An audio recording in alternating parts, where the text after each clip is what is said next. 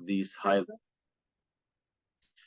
high-level event also with people who could not attend today. So we'll address the link of this event through our open space platform to all the key stakeholders in the country. Of course, our Latvian partner can also access and share it in their own network if they're interested. So thank you very much for joining today. Welcome to this peer learning event organized in the context of the project DIGI ENE Lifelong Learning. The topic of today is adults digital upskilling. My name is Filippo Del Nino, and I'm part of the project team dealing with this topic, together with my colleagues Ivona Ganko, who's employment and labor market specialist, Margareta Nikolovska, the country manager for Azerbaijan, Loretta Calcagno, which is a project officer, and Enea Zenoni. Also, our ENE project leader, Manuel Galvin, is today here with us. It's a great opportunity for all of us, the ETF and our Azeri partner, to hear from the experience of Latvia, which is one of the countries which has been more reactive and systemic in the developing of policies and tools to ensure that adult population possesses today's necessary digital skills and competences. I take the opportunity to warmly thank the organizer and the speakers who have made this event possible, starting from Maria Copsone, which has been in the lead from the beginning, and all the speakers that will address the audience today. So the DIGI ENE Lifelong Learning is an initiative of the ENE, the ETF Network for Excellence, which is a network of over 270 centers of vocational excellence from all around the world. It's a network that provides its members the opportunity of knowledge sharing, expertise development, networking in a number of thematic areas. One of these thematic areas is digital education. In the last 2 years, we have implemented a project which was called DIGI ENE, which was an initiative that was focused on sharing practices on digital teaching and learning in the context of initial education. The project is finishing now in May, June. And we actually use the opportunity of one development project proposal which came from Azerbaijan, and in particular from UNEC, and I would like to thank UNEC for their proposal, to actually reflect on the fact that there's a huge area that we should also address, which is the adults' digital skills gap. This proposal from UNEC actually was the spark that ignited the idea of addressing this topic. And we have decided that we would have started with Azerbaijan as a country which was interested in this topic for this year, and then understand how we can expand this topic and this project to other countries, particularly in the Eastern European region for 2024. Now, before passing the floor to Mara for the first intervention, I would like to ask my colleague Ivona to provide a quick overview of what are the findings of the ETF studies in this topic, of the topic of adult digital upskilling, which convinced us of making this a priority for the ETF work. Thank you very much. Thank you very much, Filippo, for this nice introduction. And I would like to also thank very much our partners from Latvia and from Azerbaijan for being here today to discuss a very important topic as it comes out from our research in Azerbaijan, but also in other Eastern European countries. We also completed a very big research recently, just published a report in the Western Balkans, and we are working on the elements of digitalization, how they do impact the labor market, economies, but also upskilling as well in the Southern and Eastern Mediterranean. And we also would like to look at the developments in the Central Asia. So with this covering all ETF partner countries. We did a specific research in Azerbaijan that was within Eastern Partnership research project that we did, looking at the impact of digitalization, as I said, on economic and labor market perspective. What we found out is actually quite similar to most of the countries. But Azerbaijan has a specific feature. While in Azerbaijan, the entire strategic framework is very well established and it's very sound, then the implementation of the strategic framework through policies, in particularly when it relates to digital upskilling, is not yet taking place in the full speed. And this is why we ask our colleagues from Latvia to share their experience how to really move digital upskilling forward, particularly for adults, and why. What we are seeing in Azerbaijan, but also in other European, particularly in Eastern European countries, is that digitalization has a very huge impact that really has influence of a change on the change of the structure of the economy, with a growing influence of ICT sector, but not only, of the influence of digitalization in practically all sectors, and this is why digital skills are very much needed. But at the same time, what we see is that while there is this huge technological change, digital skills are not yet developed at the same path. So we see this digital skills gap in Azerbaijan particularly, but also in other countries. Why it is happening? Of course, changes on the labor market, and on the economy are going much faster than skills development. Training is going a little bit afterwards. So what we are trying to see today is how to combine those economic and labor market developments with digital upskilling. Digital upskilling in the sense of course, development of the ICT sector, but also digital upskilling for the use of digital means in other sectors, in other types of work. This is also very important in terms of education, in the sense that training is what we are observing going much faster if an individual already has at least basic digital skills. And this is happening also because there is a better access to different tools, upskilling and reskilling tools, while using digital means. Well, as an example, we are meeting today online that facilitates our exchange, and for that, at least basic digital skills are needed.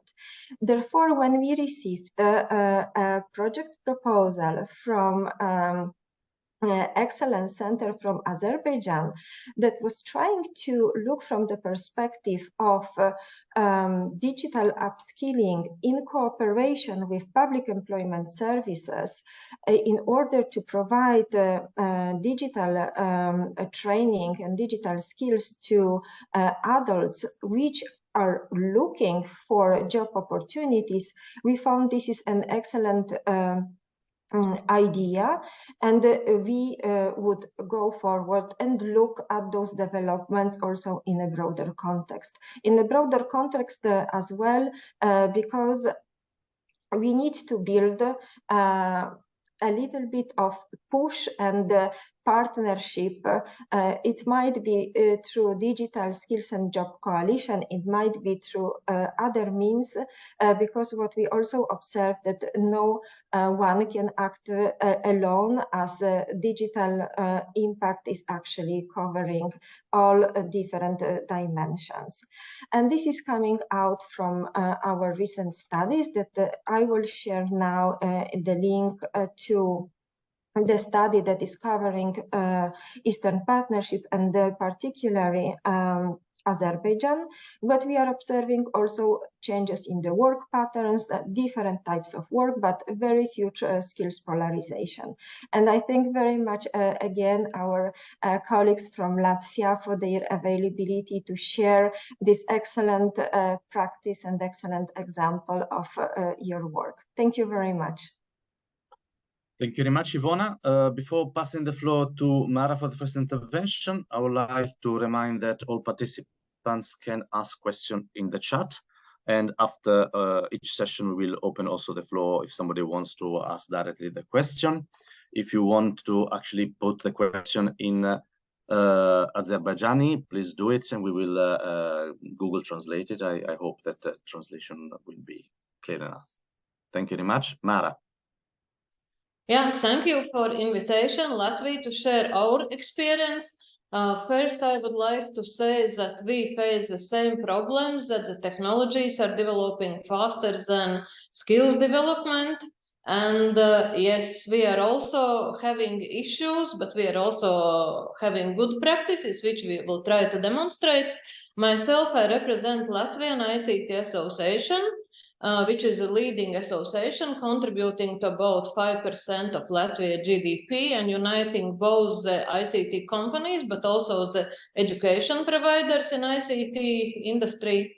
And we are together here with representatives from State Employment Agency of Latvia and also from State Education Development Agency. So I think the most involved counterparts who can tell about digital upskilling and reskilling for adults.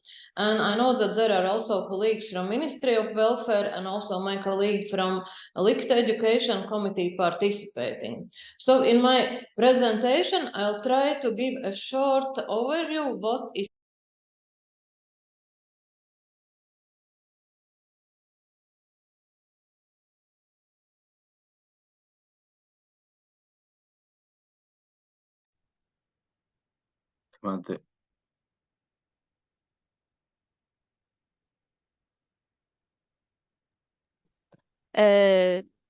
Sorry, Mara, can you unmute yourself?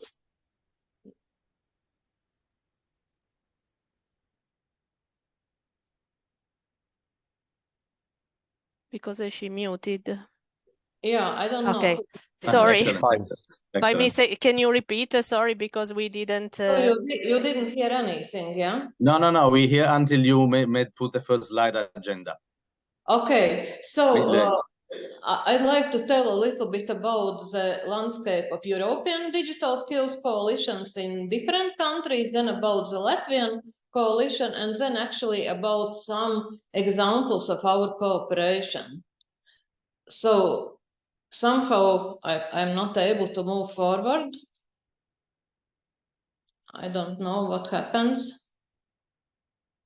Okay, yeah. So if we talk, what are these national coalitions in European member states? They're actually networks or platforms for partnering and for partnering of digital skills actors which exist in these countries. Yeah, they work together to build the strategies, and I understood that in Azerbaijan you have also some attempt to create a national digital skills coalition. But they also follow about implementing the programs, discussing the fund allocation for these programs, and also cooperating in creating digital skills programs and projects which support the skills development for different audiences. And they are part of the European Digital Skills and Jobs Coalition, which was established back in March 2013. If you look at the coalitions which currently exist in member states, then normally and ideally they consist of three-fold partners. These are governmental sector, which might be ministries, state agencies, whoever are responsible for digital skills and skills in general. These are business representatives, mostly from ICT industry, but also other sectors. And of course, the academia and NGO who foster digital skills are also very important. And as I said, the goal is first to define the strategies and programs, and secondly, analyze the gaps, analyze the impact, and analyze the correction measures which are needed for the country. And if you look at the targets which the coalitions at the European level address, then it's digital skills for ICT professionals, which is also linked to the youth awareness rising about digital careers. It's the skills for workforce, and my colleagues will tell more about this pillar. It's, of course, skills in education. It's digital skills for all or for wider society. And the couple of last years, we have also the fifth priority. It's about gender balance and introducing more women into ICT. Currently, we have national digital skills coalitions in 25 EU member states. It's just some countries which don't have the coalitions, and surprisingly, or maybe not, these are the bigger countries like Germany or France, and then also Finland, which is one of the most digital country, but they don't have the coalition because maybe with the skills everything is already solved. And the national coalitions of member states are closely cooperating. We have monthly coordination meetings where we discuss different topics. We discuss how to promote the skills in our countries, how to build different strategies, and it's really very helpful. In my presentation, you can find also the links later on. So what about Latvia? Latvia was one of the first countries where it established the coalition back in 2013. And Lichte is the coordinator, which, let's say, reports to European Commission and coordinates the coalition, but we do it together with, first of all, Ministry of Environmental Protection and Regional Development, which is like the digital ministry. But since 2021, also Ministry of Education and Science is taking more responsibility and basically having to be the main ministry responsible for digital skills in Latvia. So then the coordination trio is currently, yeah. And then, of course, there are other partners. We set our goals back in 2013. They haven't disappeared. They're still hot, but we have added some other channels.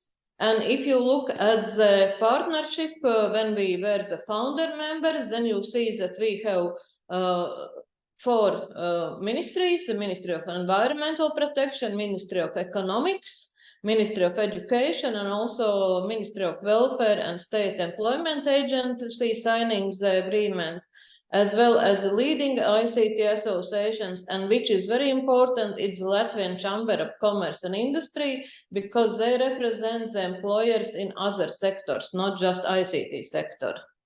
And then we enlarged the coalition back in 2014. And currently we have the coalition with about 25 members, but all these members are network. So we represent about 5,000 organizations, yeah? And we have also joined very strongly the security or the cybersecurity pillar with the State Radio and Television Center, and also the cybersecurity reaction unit. So we have also set one of the targets for our coalition to strengthen the cybersecurity skills particularly. It also refers to the European recent initiative, Cyber Skills Academy, which was launched just in April 18, but which will play a very important role, and probably also in Azerbaijan it is of importance. So why do we work together? Yeah. So one important thing is to work together on state strategies and policies. And currently in Latvia, we have several strategies which are defining digital skills development. The main strategy, if I say so, is digital transformation guidelines for 2001 to 2027.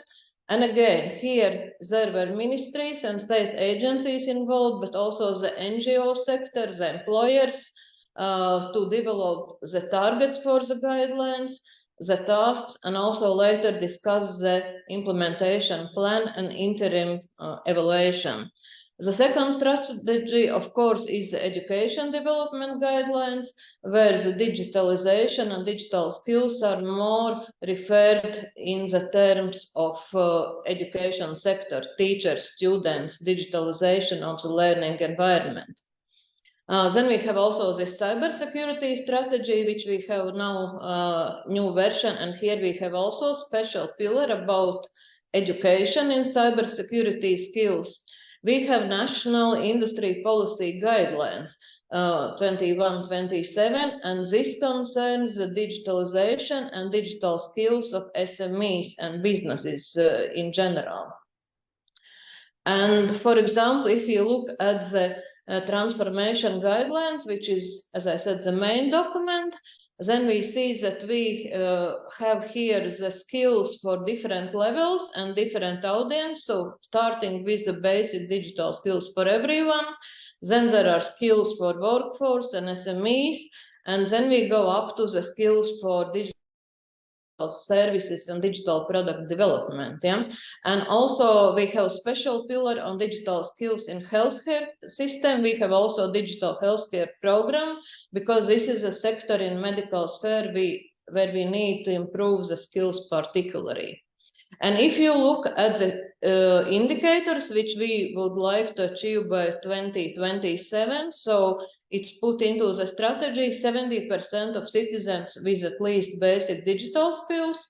And I would say that there is still a way to go, because currently in DIGI 2022, we have just 51%. Yeah? So we need to skill up at least 20%. Also for the citizens with above basic digital skills, we have target 45, and currently we have 24. So it's a long way to go, and yeah, that's how we are reaching the goal, my colleagues will tell.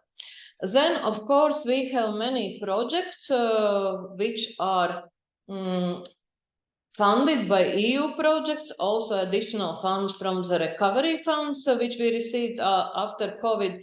I will mention two which are linked to the industry, because I know that Eva and Zanda will present other projects. So LICT is implementing two of these projects. One project is for SME training, where we developed about 70 training modules actually linked to the digital skills which the small and micro enterprises need. This is, I would like to say, horizontal project for all industries. At the same time, since 2016, we are already running the ICT training project for professionals, which means the industry companies, and which also mean ICT professionals from other industries. Yeah? It's very important to have these projects ongoing. We cooperate with implementation of these projects with the Ministry of Economy. And again, the idea of the projects were born from the targets within the coalition discussion.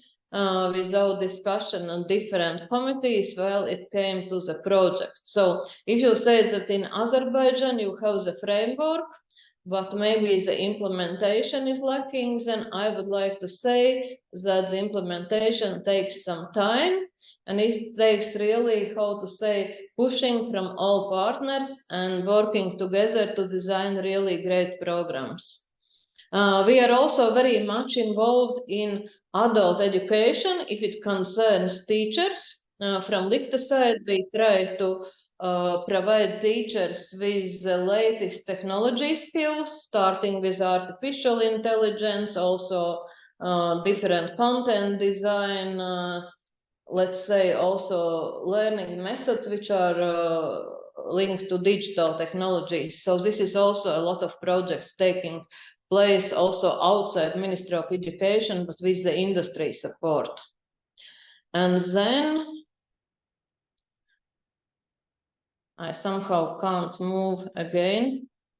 I don't know why it's freezing.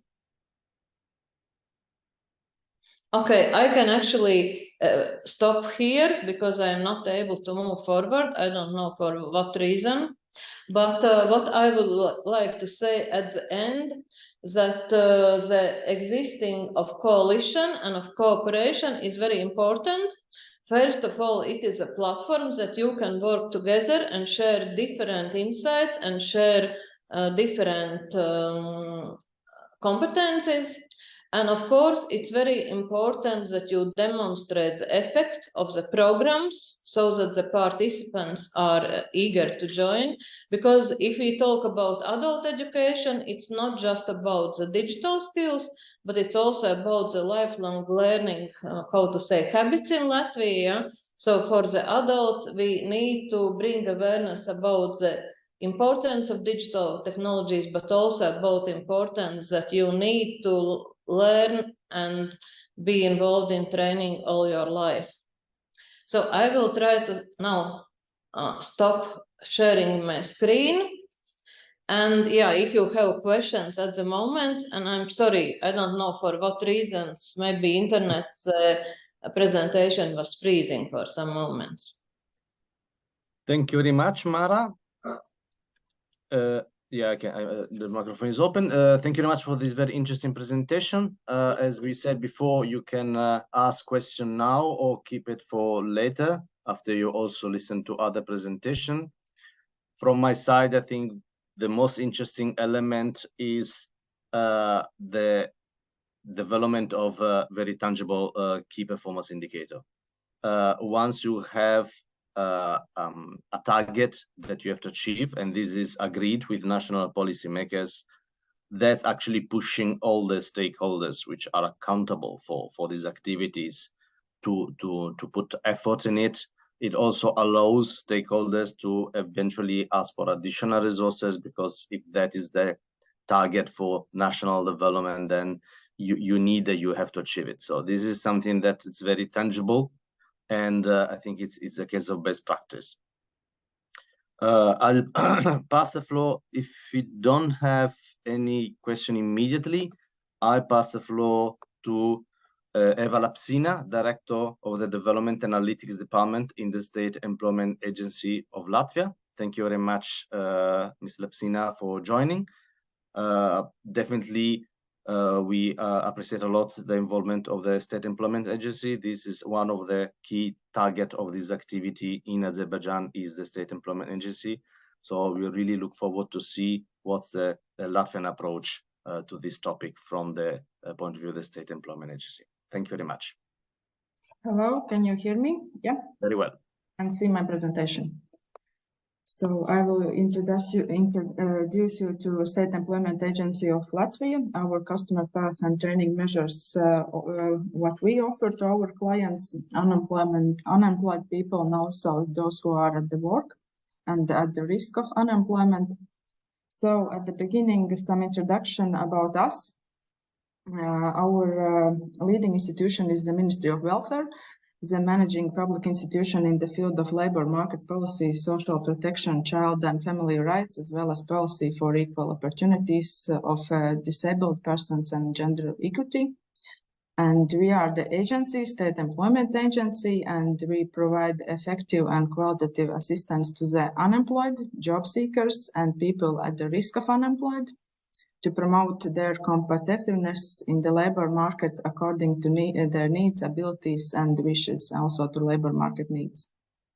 And we create and carry out active labor market measures and preventive measures for unemployment reduction.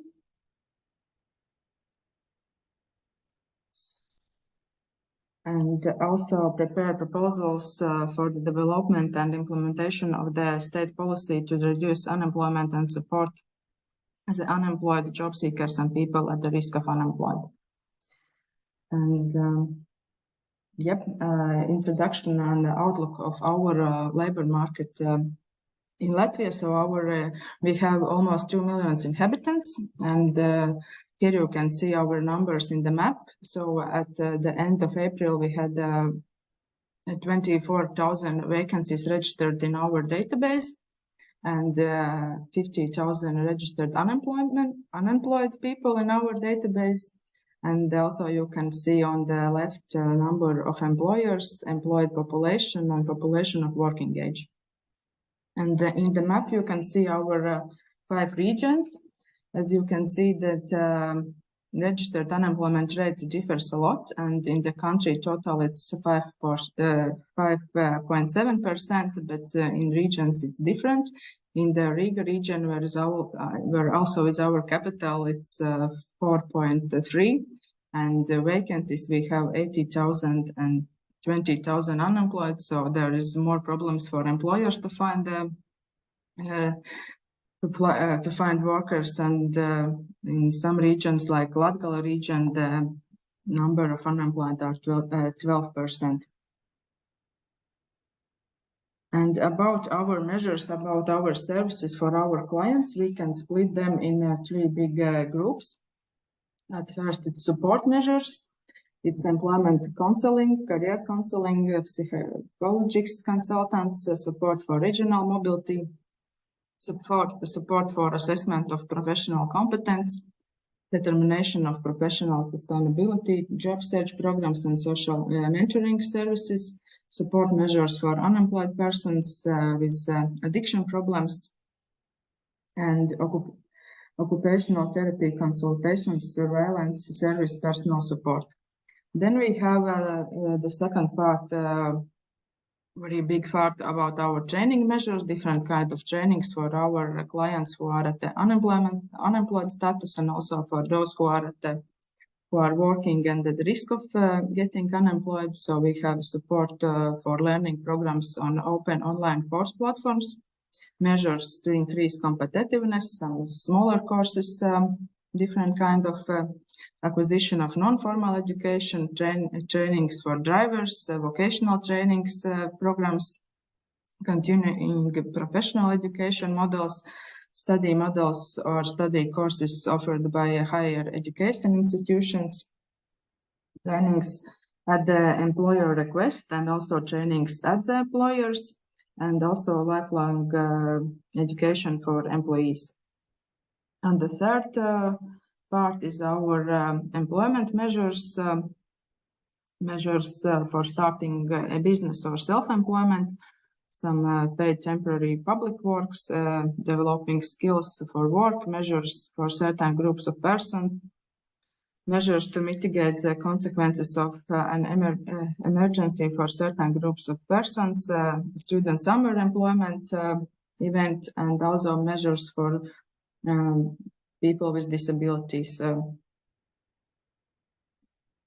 And next, about our clients and the past of unemployed person when they get to us. So at the first steps, they registered in State Employment Agency to get the unemployed person status. And it can be done mostly online. They do not need to come to our office. And at this first point, we also do not provide some consultations, so they can register online and will receive the status of unemployed. And in the next month, they will have a face-to-face consultation in our offices with our employees, and they will have a profiling and also preparing the individual job search planner and the career guidance. In the profiling, we discuss with our clients and profile them to see how many and what obstacles they have to get back to work, and what services we can offer them to better get back to work and start work again. And then in the next 2 months, they have regular meetings with our agents, and they're discussing the participation in our active labor market measures, which are more suitable for them, and also they are discuss their unemployed duties like job search and job search diary. And at the end, of course, we are happy of integration in labor market of them back. And if we talk about digital skills and our clients, so we have 50,000 clients, and you can see that 54% of them are women, and also in our database. When they register, they can show some digital skills if they have, and it's not like obligatory to show them, but of course we try to make their profile as full as we can, and we can see that 34% of women have shown some digital skills and 28% of men. And on the left, you can see the top 10 of those skills, and at the top there are most simplest skills we all need in our work life and also personal life. And what we offer to learn digital skills for our clients. So on the left, there is opportunities for those who are at the status of unemployed or job seeker. We offer them online course platforms, remote training in Google programs. We have a cooperation with Google where we can offer them Google programs, and then non-formal education programs and professional trainings. And on the right, for employed persons, we offer online course platforms, also the trainings in Google programs and also non-formal education programs. If we look on top 5 programs in each of those 4 categories, so in online course platforms and the remote training in Google, we are very happy when they choose them, because that's already show that they have some digital skills, because learning in online course platforms is not so easy, and not everybody can do that without some digital skills. And in online course platforms, mostly they choose computer science, entrepreneurship, data science, language and management. In Google programs, they choose UX design, data analytics, business English, project management, and social media marketing. But if we look on a non-formal education programs, there are most popular are computer skills, digital marketing, and development of web solutions. And in professional trainings, it's computer system technical, effective work with Excel, e-commerce, and IT data security and personal data protection. And now I will tell a little more about our support for learning in open online course platforms. It's a really highly appreciated opportunity also from side of our clients, that there is availability to learn from the home online on well-recognized education institutions and programs worldly recognized. So this measure services for unemployed and also for those who are at the risk of getting unemployed working. So, and course topics are business, computer science, data science, information technologies, language learning and management, and also some skills through all skills like communication, learning abilities, self-organization, and other. And for our clients, we offer reimbursement of education expenses up to 500 euros in 2 years period, and they can choose, there is no limit of number of courses they can choose. And as a good example is our cooperation with Google. It's also available for unemployed and those who work, and training programs are IT support, data analytics, UX design, and project management. And of course, to learn in those online courses and platforms, the requirement is that they have a good English knowledge and also computer skills to do that, and time for studies. And one more experience I want to share with you about digital skills and how to involve especially women in that. It's thanks to LICTA. That's not our project, but we participated in the project Women for IT. And the Women for IT training program in Latvia was implemented by the Latvian Information and Communication Technology Association in cooperation with us, with State Employment Agency. And they aim to promote the involvement of young women in ICT professionals and digital jobs, young women between age 18 and 29, who at the time were neither working nor studying had the opportunity to learn one of the 6 areas of digital works and receive support from career development. And the learning approach was in order to more successfully choose the field of studies and the digital profile to learn. Before starting the courses, the women assessed their existing digital skills and their sustainability for various professions with the help of specially created tests.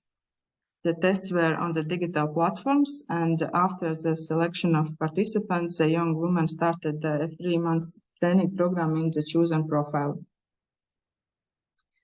And implementation of training and project activities online gave the women for all country opportunity to participate in the program, ensuring also the regional equality and support. And our role in this project was more like informational. We sent emails to our clients in our database, and also when they were coming to our career consultants or our agents, they were informed about the project and also get support from career consultants, which way to choose and how to participate in this project. And throughout the training, the participants worked individually with a mentor who helped them better prepare for employment, and also attended mentoring seminars where industry professionals shared their experience and gave advice on how young women can start career in digital jobs. And a little bit about the results. It was in so totally the 177 women completed the training, and you can see the fields which they choose, and also there was a very high rate of those who started work in the chosen sector. Thank you. That's from my side. Thank you very much, Eva. That was very, very informative. Again, if people want to pose specific questions, please do it in the chat or raise your hand.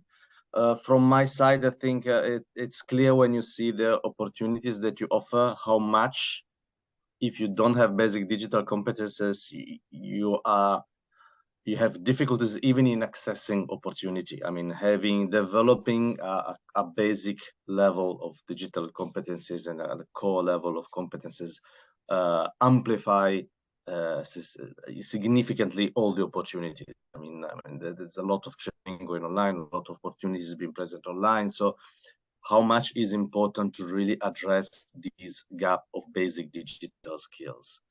My question is, you said that you do some sort of digital profiling when you register new unemployee. How do you base yourself to which criteria do you use to define who's have basic digital competence and who doesn't? Do you have a model? Do you use any of the EU models? We do not do like a digital skills profiling. We profile our clients quite simple in 3 categories. What are their obstacles to get back to the work? Do they have some problems and need some trainings, or are they already ready to get back to the work? About skills, which I showed in one slide, what they have, as I told, when they are applying for unemployment, they can fill their profile in our database and they can show the skills. As I said, that's not like obligatory, so we cannot say that is the exact number who have and the others do not have. So we also are working on that, and in future we are working also on digital skills profiling, but in that we are at the beginning, and soon I think we also will have some improvements in that field. Thank you very much. Thank you very much. Now we are a bit in advance. We planned a short break just for giving some respite to speakers and participants if they want to get a coffee. Since we have time, I would say if we can come back in 12 minutes. I don't say the time because every country is different. So that would be 10 for me and probably 11 for the Azeri partners. Is it fine for everyone? Okay. Thank you very much. Thank you again for the presentation, Eva. And we just learned from Eva that they have a strong cooperation already with the Azeri Employment Agency. So I'm glad that we build all this strong partnership. Zanda Rutkowska, Head of the Lifelong Learning Data Analytics Department of Adult Education, the State Education Development Agency.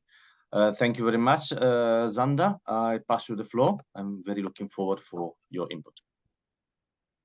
Thank you. Greetings for everyone. Can you see presentation? Yes, we see perfectly. Okay, thank you. So I'm from State Education Development Agency. We are subordinated to Ministry of Education and Science. And if Eva Lapsing from State Employment Agency told about support which is given to unemployed persons, so our European Social Fund project is about improving of professional competence of employed persons. So this is for people who are working already. And the project started in the very end of 2016, actually in 2017, and it will end this December, but there will be new initiatives for next periods, but I will now concentrate on experience from this project we have. And it's not devoted to digital skills, but it was a large part of it. I will tell about it later. So what is offered to employed persons who are aged 25 years or above in this project? So there are different kind of educational programs, longer and shorter, which offers to learn in-demand skills and competencies for people. Participate different educational institutions in each round, because project is implemented in rounds. There are 1 or 2 learning rounds each year.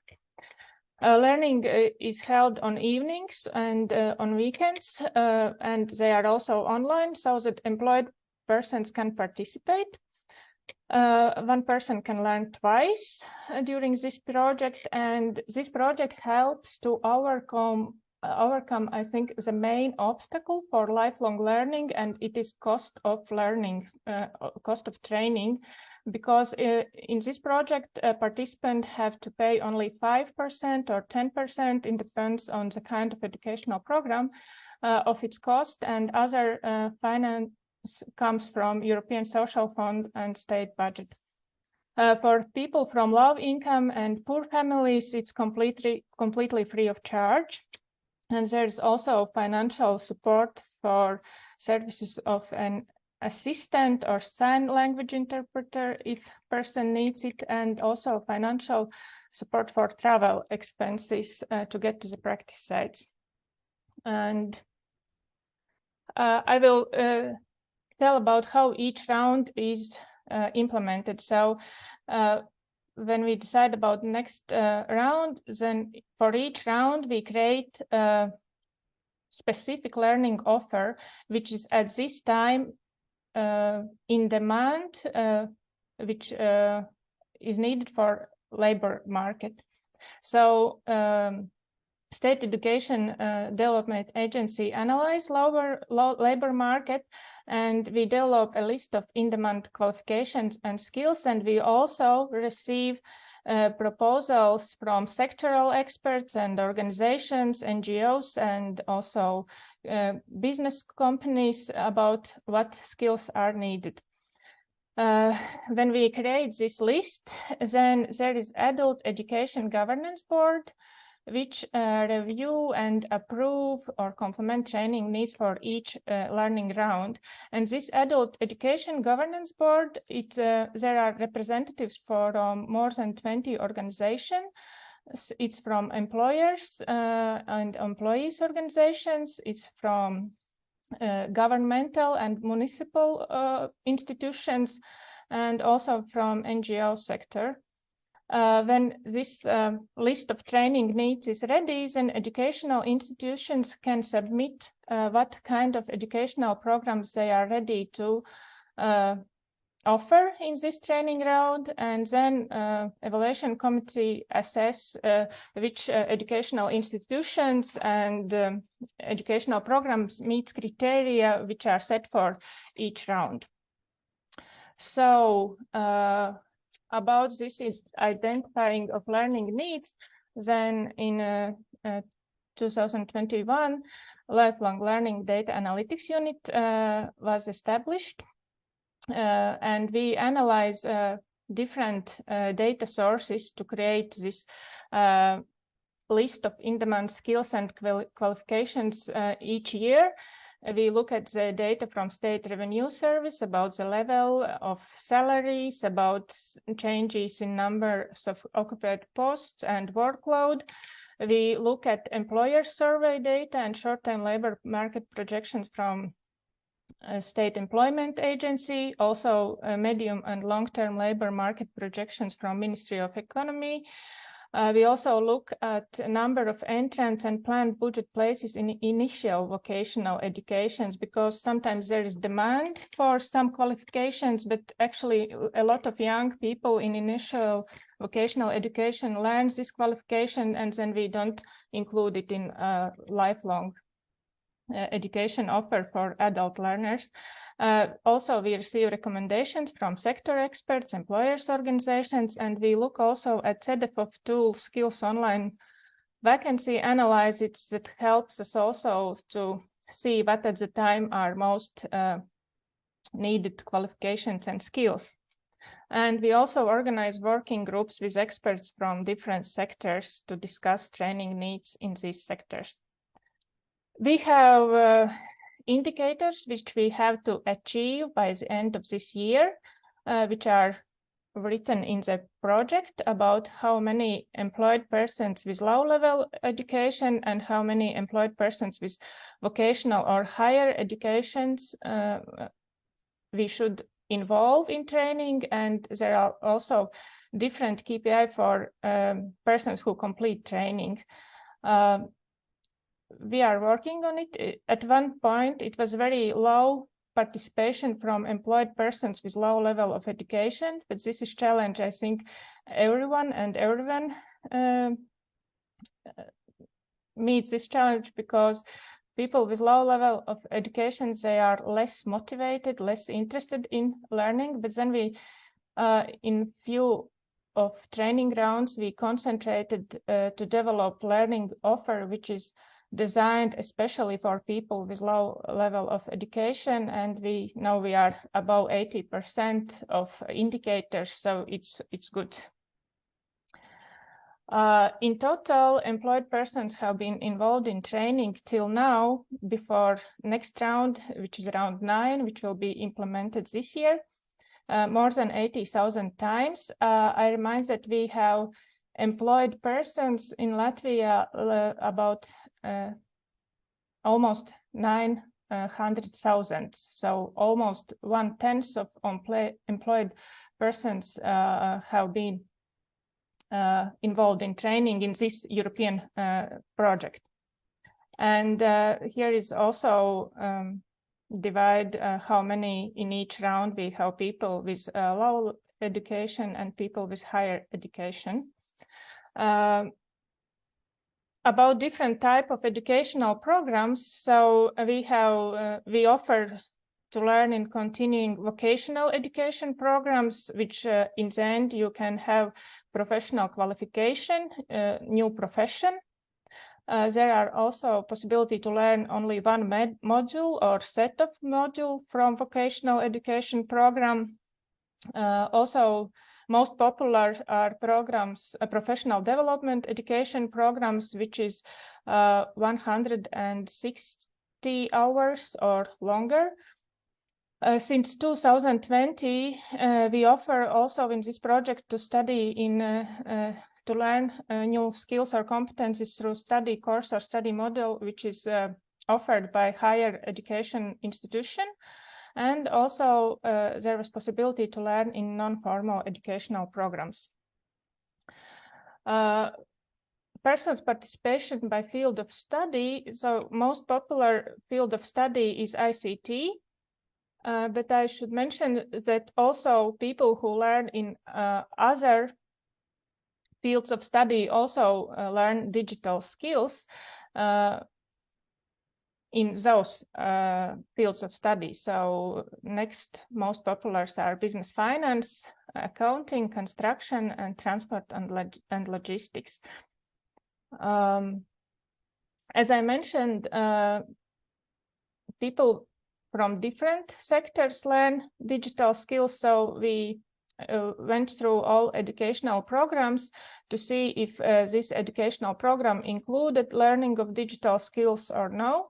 And so from all 80,000 trained persons, about 1/2 learned digital skills during this project. And we can see that participants from different employment sectors learned how often people from different employment sectors learn digital skills. And of course, ICT sector is leading, and also educational sector, because when COVID-19 pandemic started, a lot of teachers also learned digital skills in education through our project, and other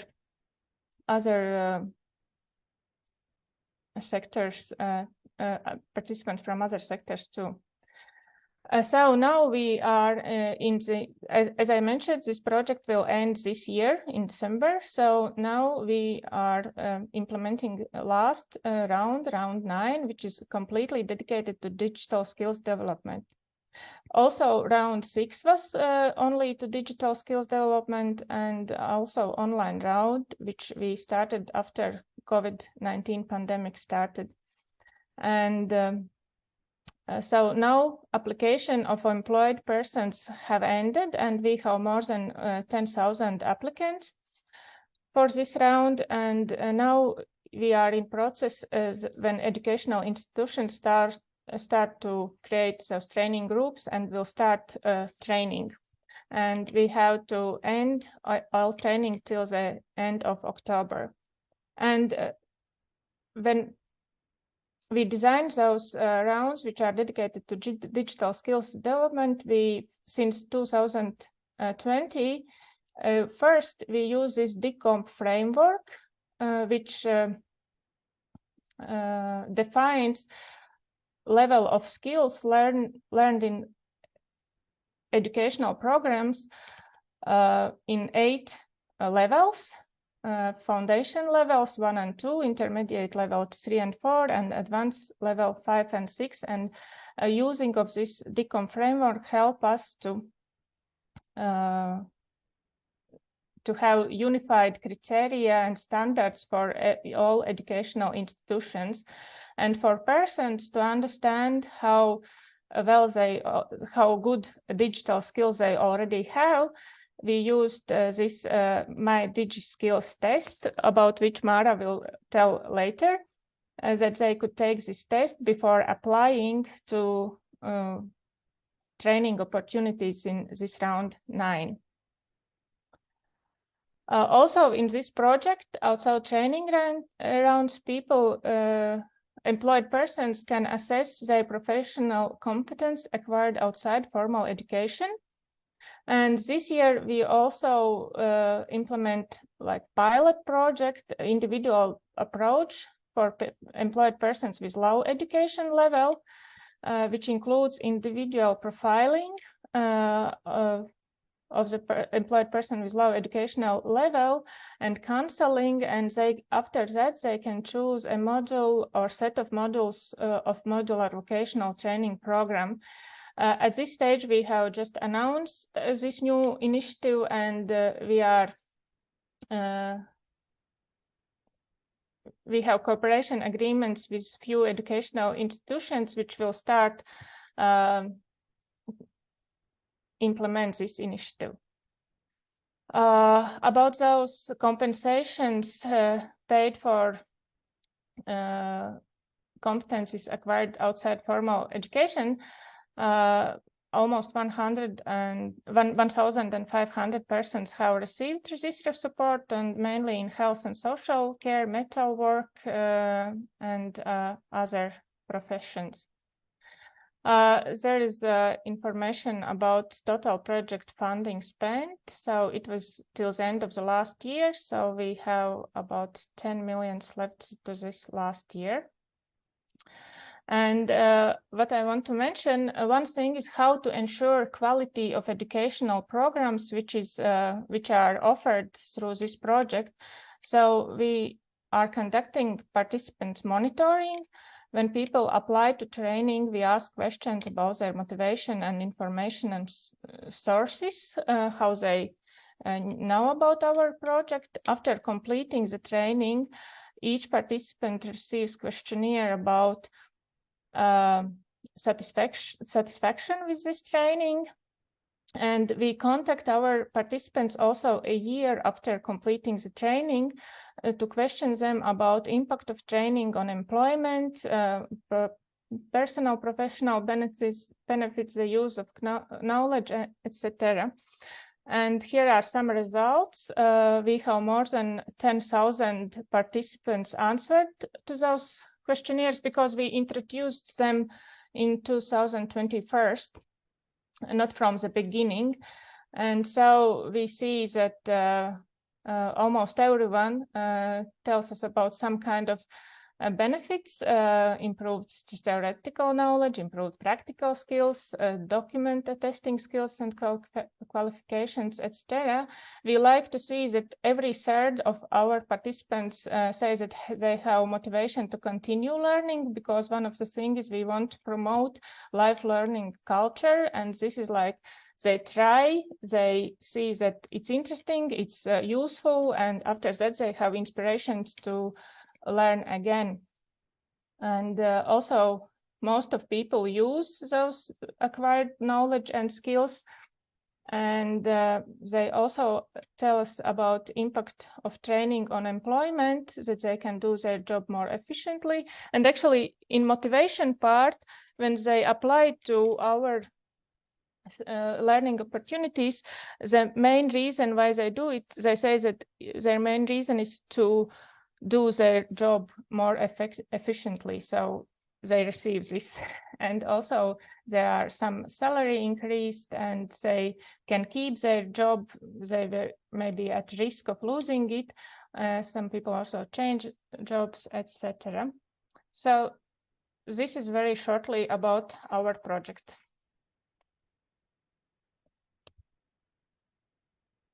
Zanda, thank you very much. That was very, very interesting. I have a number of comments, and of course, additional people can come in if they want.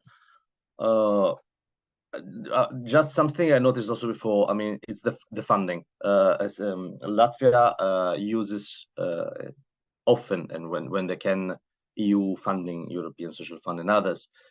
Because funding is an issue for all countries. I think it's important to understand that we countries need to look for funds. I mean, countries which are outside Union have donor funding that they can use. Some countries outside Europe, they have their own funds, but sometimes these funds has to be mobilized. So that's why this project mentality, that showcasing what could be a project, the targets, the methodologies, can convince policymakers to release funds, to allocate funds. So I think these EU models where you access the funds through developing projects can be used also in countries outside Europe.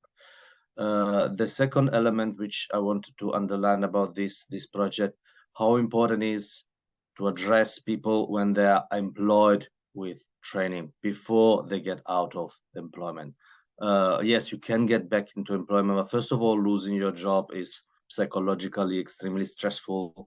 Not everybody reacts positively. Some people really get into a negative cycle and really suffer from it. So it's so important to have these needs analysis of the market, which are the occupations which are at risk and address them before the company has to say, sorry, we really cannot keep you because you don't have the competencies and the skills. So this is very, very, I think, interesting, important for me out of this project. Second element that I wanted to underline, which is so important, targeting low educated people. I mean, this is the same problem in all countries in the world. The only ones who do continuing training are the ones who don't need it, are the ones who are already educated, they just want to get a better job, more salary. That's why they participate. The ones who really need it, they don't. So having a special effort in targeting low educated people is really an excellent aspect of this project. This is something that is the best practices in countries who would like to do it. I think they can contact the Latvian partner, because it's difficult. So the fact that they also had problems, but then they found a way on how to do it. I think that's a real added value best practice. Always on educated people, I like very much this motivation to continue learning. People who are reluctant to enter in lifelong learning. Lifelong learning is a state of mind. I mean, once you get into it, they understand the benefits, then you don't want to stop, because you want to do it forever, so that you can keep on getting these benefits. But it's something that is a sort of entry barrier. So it's so important that we have this motivation to continue learning as one of the outcomes. I'm sure that once you manage to get people into lifelong learning, then you have a positive continuous cycle. And the last element, which I liked a lot, and this is something that sometimes we forget to mention, when we talk about training of digital skills, it doesn't always have to be specific training only on digital skills. The digital skills training can be embedded in any training that you do. It could be a technical training where you make a special training on the digital aspect of that qualification. It could be a training on transversal competence where you include a component on digital skills training. So I think this is very important when we think about how to address the adult digital skills gap. It's not only specifically with digital training, but it's important that anytime we think about training for continuing training for unemployed, the digital component is crucial. And then I had a few questions on the assessment of digital skills, but we have a presentation soon after from Mara, so I will keep them for later. No, I got it here. Yeah. There were some exchanges. I think you've seen it in the chat.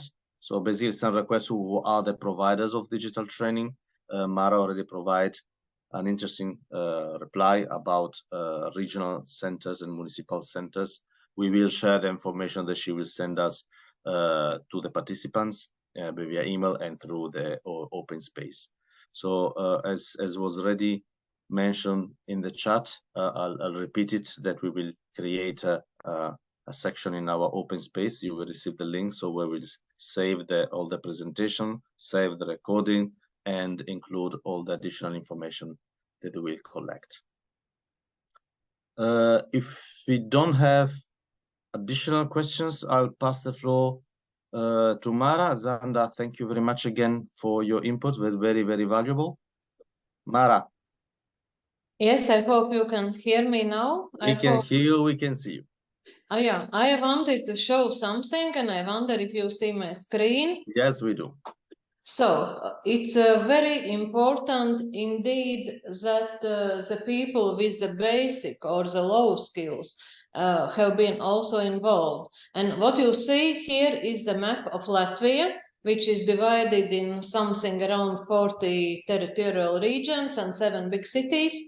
And there was a question about the adult education centers. Basically, adult education centers exist in every region.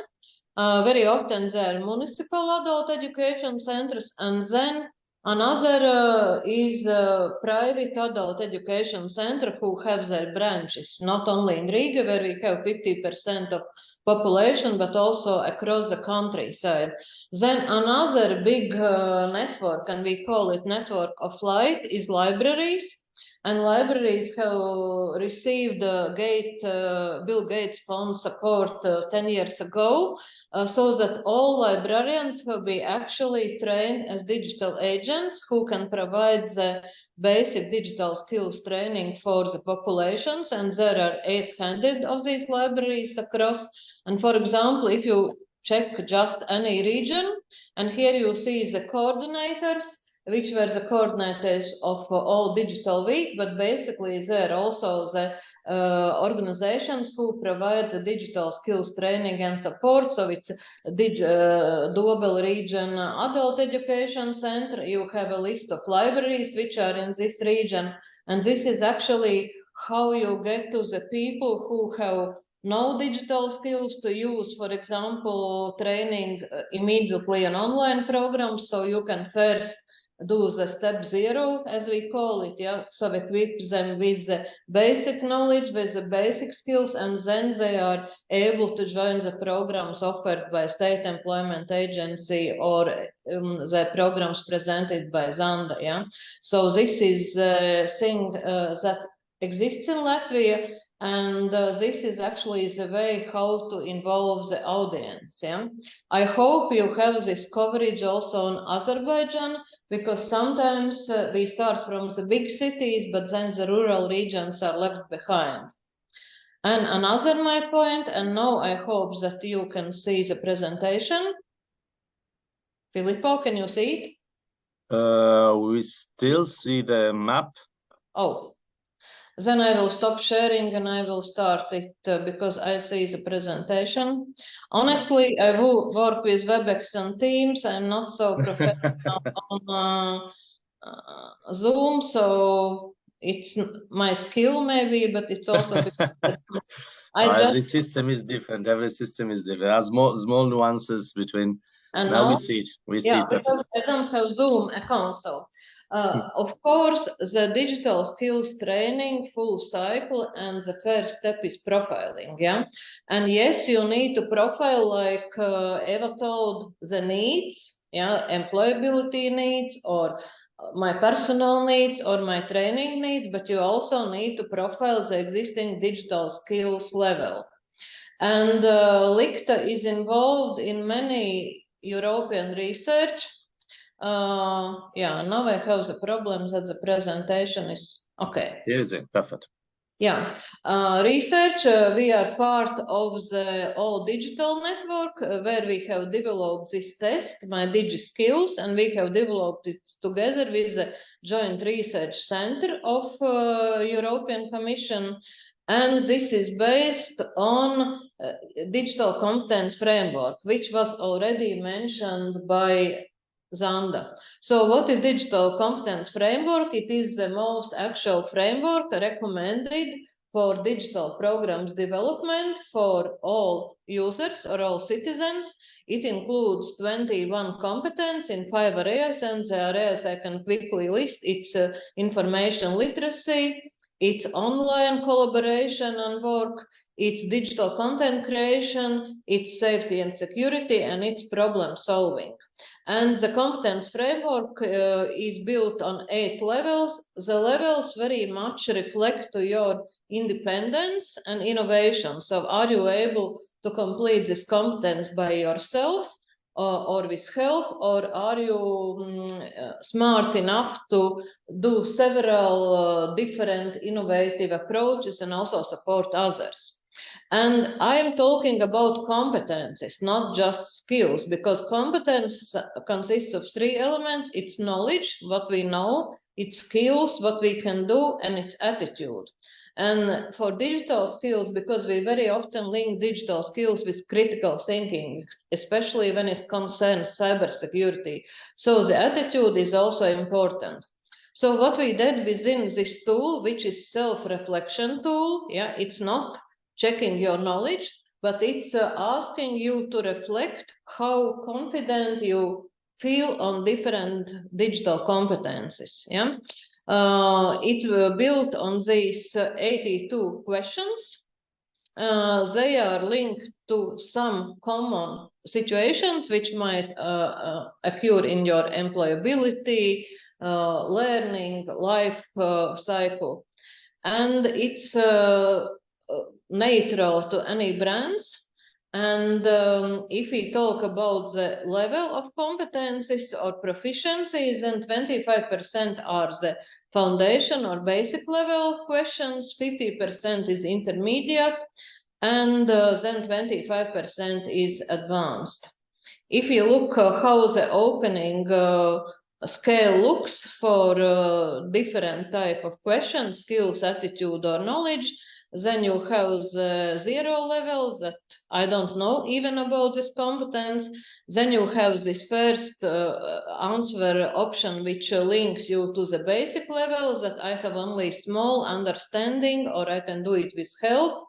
And then you have higher options like I have good understanding, I can do it on myself. And finally, you go to the most, to the advanced level.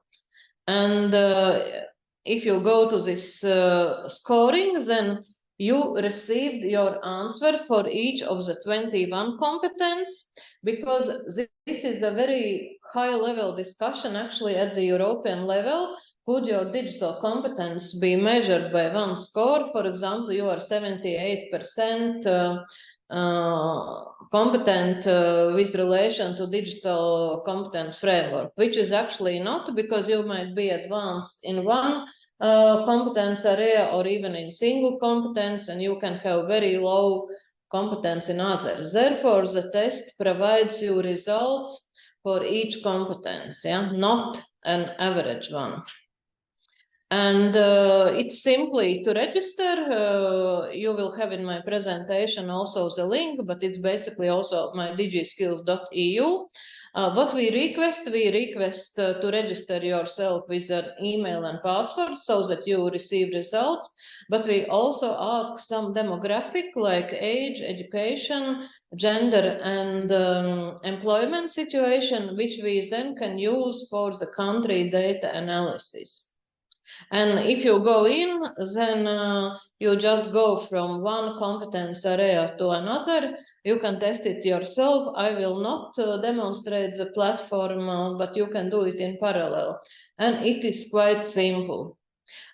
This is how question look. So you just choose a scale and you answer whatever you feel. Again, it's self-feeling, it's self-reflection.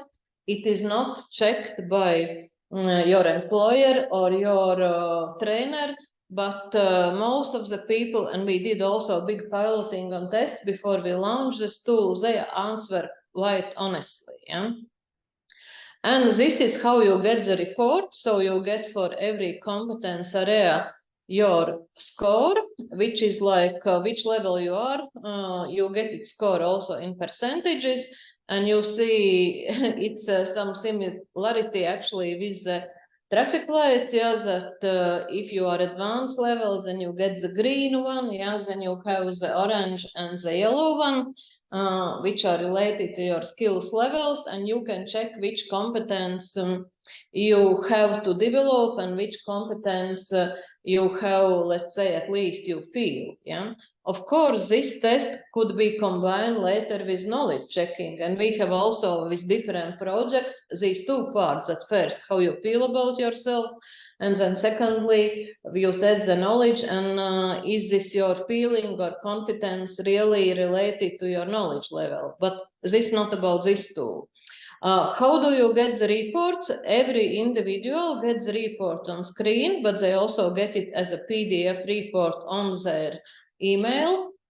The current version is that Licht as administrator can see only the aggregated data, let's say the statistics, because of the personal data protection directive in Europe. Only the individual itself can see the results, but they can share it, for example, with state employment agency. They can share it with training provider, so that the training provider has some idea where do the potential trainee or learner stands, which competencies they need to more develop, where maybe they don't have competence at all, so that you can appoint them to the right program. And yeah, this is our like thresholds, how we calculate the results based on the answers. And currently it's available in many languages. It started, of course, in English, but then you do it also if there is a country willing to translate it to their language. I can also share the contacts of all digital experts, and then it's quite possible. So currently you see the partners from different countries who have localized it. And just about some examples, yes, we have shared it also with State Employment Agency. LICT is working with some of these regional training centers. They have used this test, and as Zanda mentioned, this self-reflection test is used also for trainees when they can enter some of the State Education Development Agency projects. I can see as a country manager the overall data. I just checked yesterday. So for the last year, we have about 9,000 field tests. And for me, it's very interesting to see both the demographics, but for example, also the average results of the test takers for different competencies. For example, I checked one competence area, digital content, and I see that the digital content creation is overall the score is something like 58, but content, let's say, copyright issues and content editing is much lower. For example, only 43. The same when you look at, let's say, security, you see that, for example, people feel more confident about protecting personal data and protecting devices. So this test gives you both individual results, but also some results where you can discuss at the national coalitions about how you build the training programs, which is needed for the audience in general. So this is just very short introduction to this tool. I will stop sharing, but you know that there are also other tools. There is one linked to Europass, which is developed by Commission. And of course, in Europe, currently, it's a big discussion. We are also part of this discussion, and we have many members from Latvia involved about the European Digital Skills Certificate, which is just intended to certify not the specific IT professional skills, but the skills of citizens, based on the DIGI. It's a very big task because it should be modular. It should somehow involve the existing schemes, which you know, like ICDL or CertiPro, but hopefully it will move forward. And just to conclude, in Latvia, what we consider that the funding for the digital skills development, currently we have sufficient, but we need the programs to be of quality. We need the motivation of all kinds of citizens to be involved, and we need these tests or certification mechanisms to check and validate the results. So that's all from my side. Thank you Thank you very much, Mara. This is a tool, but it's more than a tool. I mean, this is the idea that you need to us. Can you hear me? Yeah, we can. Okay, it's the idea that assessing the competences before actually providing opportunities to people for training or for employment is crucial, and it allows a customization of the programs. It allows the relevance of the programs for the persons. So Latvia is a country that is starting using it, for example, before the training, as was mentioned before by Zanda, as mentioned now again by Mara. Another opportunity is to do digital profiling in the employment agency, in the employment offices, and Eva told us that they are looking in that direction. So any country can use it at a different stage, but the idea of having a precise picture of what are the digital skills and competences of people to then provide training opportunities is really at the basis now of any policy on this topic. Otherwise, the waste of resources it becomes significant, because you put people into training that are too complex, people training that they are too obvious for them, and so on and so on and so on. So I think this is a very, very important direction. Also, as EGF, we try to look into use some of these tools also in Azerbaijan. We have, of course, the issue of the translation. That's the starting point. You need to translate. As Mara says, there are different models. This is very solid, developed by a number of partners with a high scientific expertise. So it's a good model to use if somebody wants to translate. If you want to customize it to your own country, of course you can, but definitely the idea is that why not starting from very scientifically solid tools. I see there's a questions from Miss Bridax. Raymond, please, floor is yours. Yes, thank you very much, colleagues. Glad to see everybody here online, both Latvian representatives as well as international ones, especially right from Azerbaijan. No question, just wanted to add something a little bit from my side. I'm representing Ministry of Welfare, which is basically labor market ministry dealing with labor and social policies, and in a close cooperation with State Employment Agency. We are dealing with upskilling and reskilling training provision for unemployed job seekers as well as employed ones. Just wanted to mention that we will look forward for the more digital creation of a digital tool in detail, which will be implemented by Eva just before mentioned in a near future. It will be focusing on the hard skills. It will be more going into the details with a personalized test, and it will be as a, let's say, it will be screening of particular ICT tests, and of course we will try to expand this tool across the country, because we see that there is no way. It's better to use one single tool for all stakeholders involved, not to make multiple tools among particular small region. And what we are doing now, we are cooperating with the OECD for the creation of this test. We are also, creation of the test is funded by DIGI reform project, technical instrument project, modernizing, and the project name is Modernizing Digital Systems of Latvian Public Employment Service.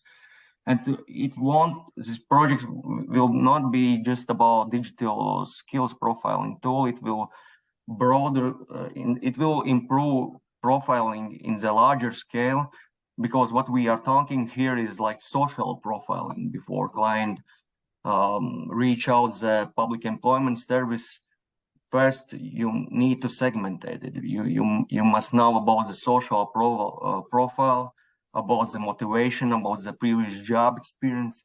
Then comes individual search plan, and then the plan is to move into the details with particular ICT skills profiling, because as you already mentioned, and you mentioned pretty right, it's not just about ICT skills, it's about the transversal skills, it's about horizontal skills, and we will hold this like one single package of profiling, supplied by career guidance, supplied by mobility support, supplied by PR activities.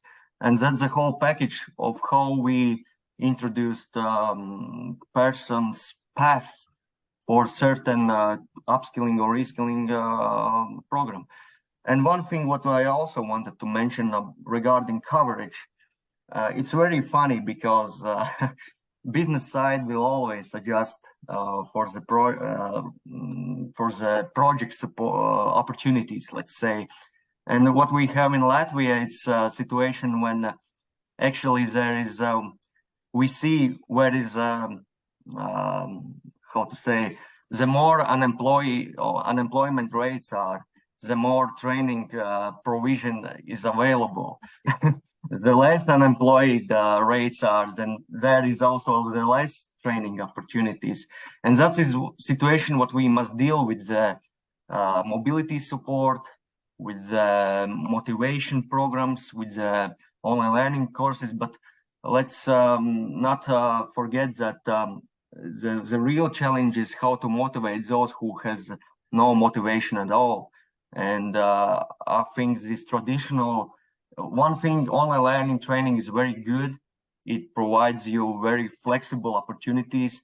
But from the other side, I think there like traditional pathways regarding low skilled will be still in the focus, even with the high demand of massive open learning courses and training platforms, etc. So that's from my side. Thank you for this event.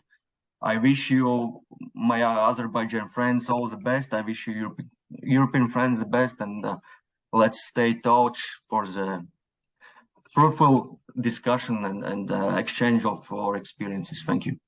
Thank you very much, Raymond. Thank you really very much for your intervention. If any from also our ETF colleagues want to join, Margareta, please. Yes, thank you. Towards the end of the event, I want to say hello to everybody. In fact, I was carefully listening the presentations provided from Latvian colleagues. Thank you very much. I'm also glad we have around the table colleagues with whom I meet regularly in the country, and I'm really pleased that they took their time to be here and to listen to these excellent examples. Let me say a few words about the case which we saw. From my point of view today, dear colleagues from Latvia, you presented a full picture how digital skills for adults are provided in your country. I was able, with myskills.com, I was able also to see how you look to a real at the real customer. So this is what I take. Then the entire machinery behind these discussions, explaining in the email, in the chat to Azizaga, that actually there is a huge network of regional centers who are working on lifelong learning. It's very convincing case that despite the willingness, let's say, of the policymakers to provide this type of training, there is a lot of need down in the hierarchy to be active, to be proactive. Thank you very much once again. We will be going on mission. I see Ivona here very soon in Azerbaijan together with Ivona. And we will be really looking forward to on-site reflection of this case from the colleagues from the Employment Service in Azerbaijan, from the Ministry of Labor and Social Protection. So it is quite interesting for me. Thank you. Over to you, Filippo. Thanks. I'll pass the floor straight to Ivona.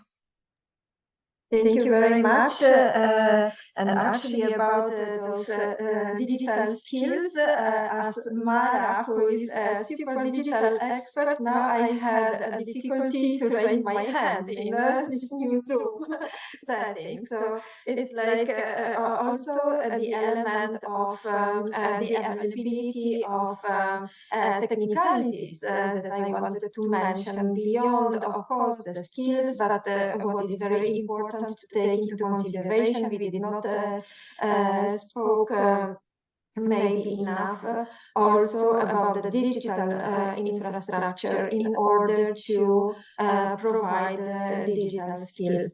But what I wanted to say is, first of all, to thank very much the colleagues for sharing this extremely interesting practice in Latvia and your experiences, also because it makes us think of different elements that we need to take into consideration while building. Ivona, just a second. There's a problem with the voice. You have echo.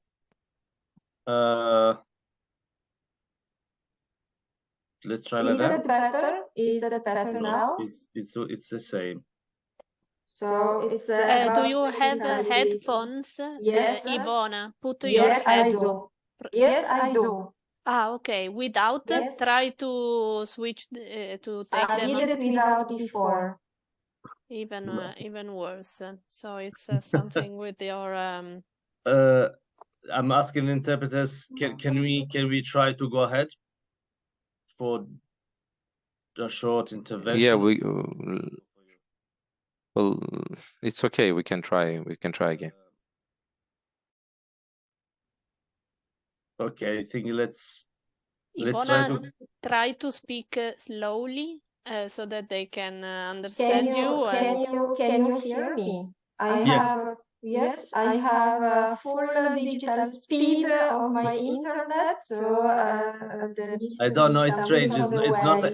It's not the internet. Is purely audio. So I think go ahead slowly, and we will leave it. Okay, so I will be very brief.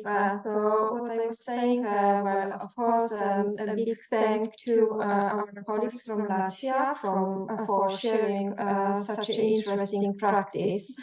And what is very important for us is to really highlight certain elements that we need to think then also working with our Azerbaijani partners.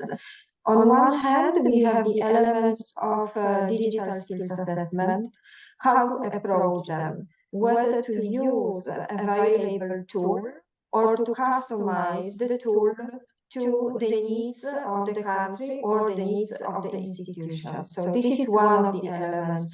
So on one hand, as there are developments of EU digital certificate, for example, but maybe some more national contextualized tool could be better. So this is an element also for reflection, and I think that Mara shared already this reflection that sometimes something simpler that could be used, just translated, might be. No, we lost her. Okay, there was some reconnection. You're back? Hear me? Yeah, we lost you. We lost you for a second. Ivona, try to plug out the headphones because perhaps they are your headphones. No, Isaac. It's all fine here. I stop here. Okay. I stop here. Thank you. I think the message passed about the simplicity of the tool. I mean, the fact that you need to find a user friendliness to ensure also the mass use. Otherwise, you run the risk for continuing training. The ones who use it are the ones who need it less. But we are really talking about addressing the majority of the population. And this has to be the guiding principle for the development of the tools, the use of the tools, and also the prioritization of the policies. If you don't have any other comments, I'll take the opportunity to thank you all for coming. Thank you, the interpreters, for the work, and of course, most of all, thank the participants from Latvia side, Mara, Eva, Zanda. My last word on Latvia is a case of best practice. What I like so much is the fact that every time they present, they're not presenting a model, they're presenting a path. I mean, you can see what they were doing before, what they're doing now, what they're thinking about doing in the future, and every time they're learning from the different activities and always improving the system. It's an area where there are no perfect models, and even the cases like Latvia, where they are working as we look at them as a model, also themselves are always improving what they're doing and looking for new solutions. So we couldn't ask for a better case. And I know that in general, Latvian has strong cooperation with Azerbaijan. So this is, I think, fits into this historical cooperation. Loretta rightly kindly ask you to switch on your camera so that we take a photo. Just before we have another intervention. Azizaga, please. Yes, I also would like to thank you all, our colleagues from Latvia and ETF as well. It's really very informative webinar for us. So I also learned a lot about how the process is going in Latvia. And this is also a good experience for me and for our center. I really appreciate this opportunity. And also, I would like also really appreciate peer support and promotion, education and lifelong learning, as well as green skills and digital skills development. In my side, I would like to thank all of you, and we are ready for future partnerships. Thank you so much. Thank you very much. Okay, switch on the camera. Did you? I think everybody did. Just a few of you. If you switch it on, we will make the photo. I think it's almost all. So I would just. Okay, I think we can go. ENE, you tell us when you are done. And then we can close it. Is it done, ENE? Yeah, okay, perfect. Okay, thank you very much. Thank you very much again for joining. It was excellent. And wish you the best for the rest of the week and for the weekend, even if you are not very close. Thank you. Bye. Bye-bye. Thank you. Thank you. Bye. Thank you. Thank you. Bye bye. Thank you. Bye. Bye. Thanks all. Thank you. Bye bye. Thank you.